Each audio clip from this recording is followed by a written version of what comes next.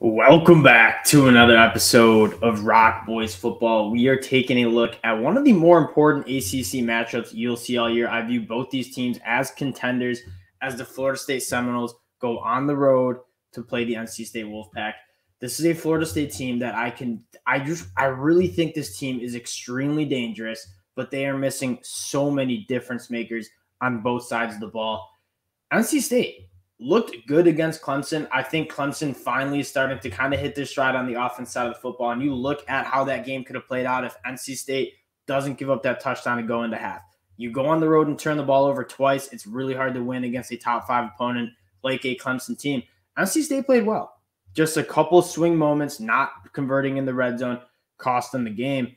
I liked what I saw at NC State. Before we see how these two teams match up, I just want to say thank you guys for all the support you guys have shown the channel. Again, my favorite part about doing this is talking with you guys in the comment section. I learned so much about both teams, just chopping it up with you guys. And again, if you guys do like the content, consider subscribing to the channel. We are almost at 2,000 subscribers, which is absolutely insane. The support you guys have shown has been awesome, and we appreciate it.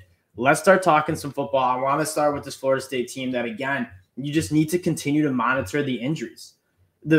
You look at the most important players for this Florida State team, probably the top 5 have been banged up. Jordan Travis has been banged up. And quite frankly, I don't even know if he's fully back healthy. You haven't seen Jordan Travis with his legs be much of a factor. As good as Jordan Travis has looked, I mean, completing 66% of his balls, 8 touchdowns and only 1 interception. One of the biggest parts of his game is using his feet. Ever since that injury, you haven't really seen that. I've liked what I've seen out of the pocket from him.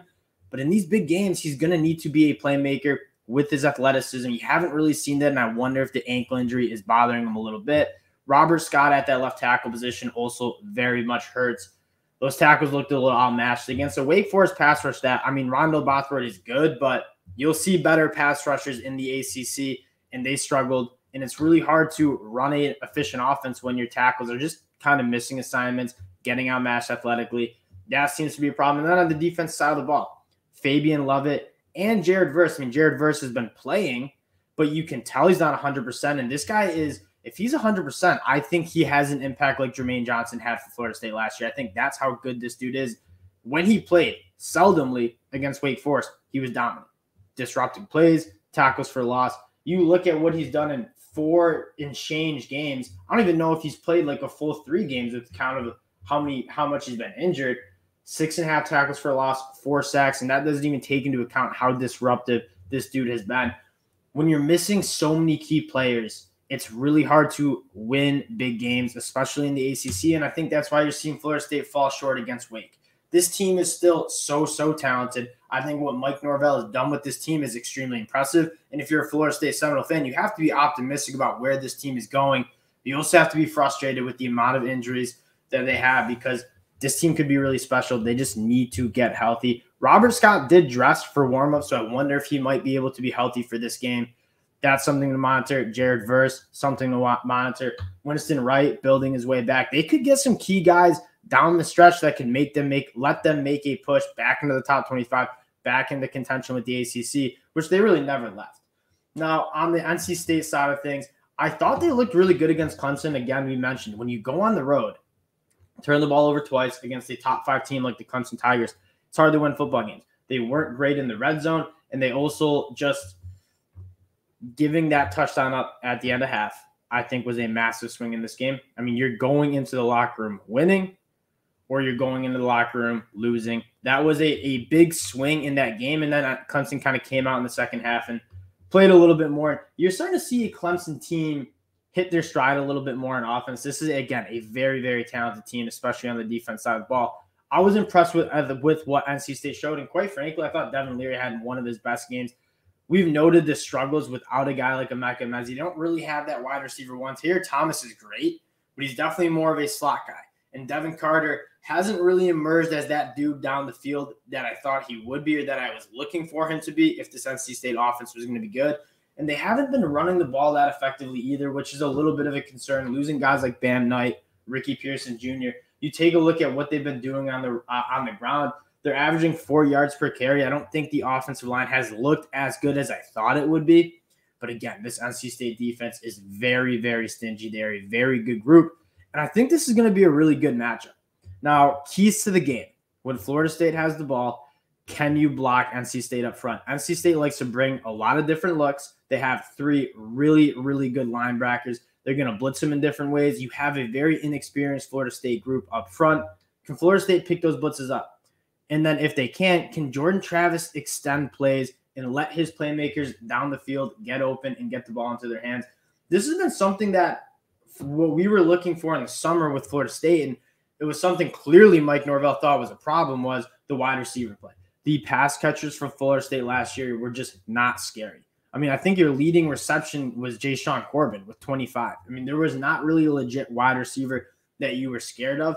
You see 2 that are really emerging. You could even throw in 3. Johnny Wilson looks like a Mike Evans Jr. The physicality, the speed, the height, the size that he has down the field, and the ability to go up and make contested catches, very impressive. I mean, he's averaging almost 20 yards per catch. You saw Micah Pittman kind of emerge as another guy.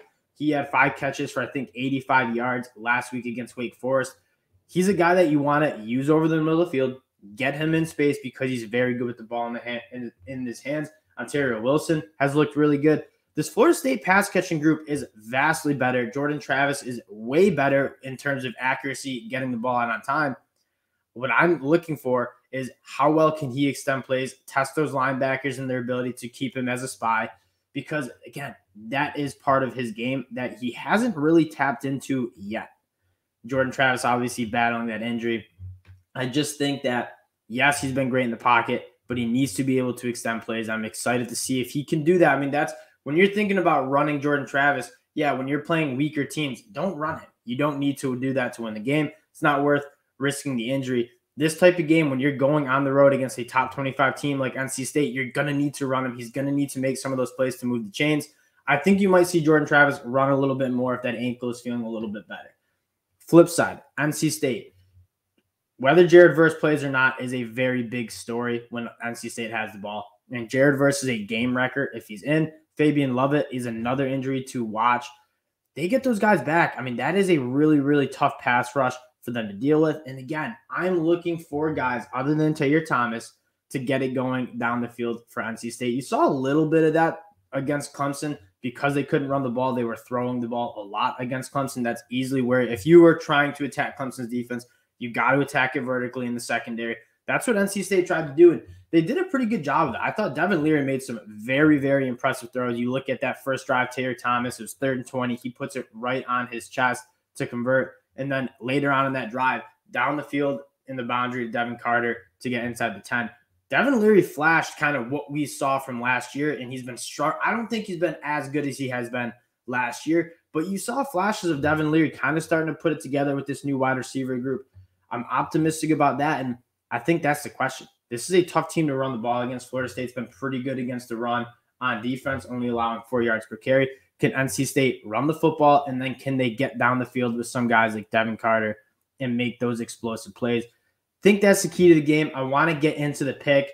Florida State sitting at a 3.5-point dog, so the line has moved a little bit. The over-under is awfully low. Again, this NC State defense is very good. I would take NC State to cover 3 points at home. It's a night game. I think the home field advantage will be strong. That being said, I'm not going to be touching this line until I see the injuries for Florida State. Again, I think this Florida State team is one of the best teams in the ACC if they are healthy. Jared Verse, is he a full goal? Can Robert Scott go? You're going to need him against a really good pass rush against NC State. Fabian Lovett, another guy to monitor.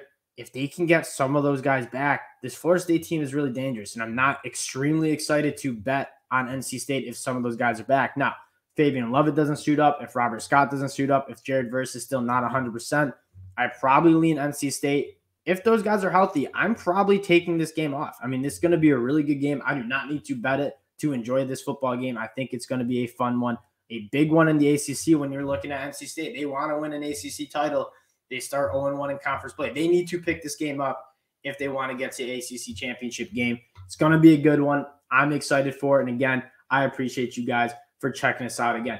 Let us know in the comment section what you guys are thinking. If you have Florida State fans, if you have any insider news on those injuries, let me know. It's hard for me to keep track of all those injuries. on all these different teams. So I would appreciate that for sure. And we appreciate you guys checking us out. If you do like the content, consider subscribing to the channel. We appreciate you guys, and we'll talk to y'all later. Peace.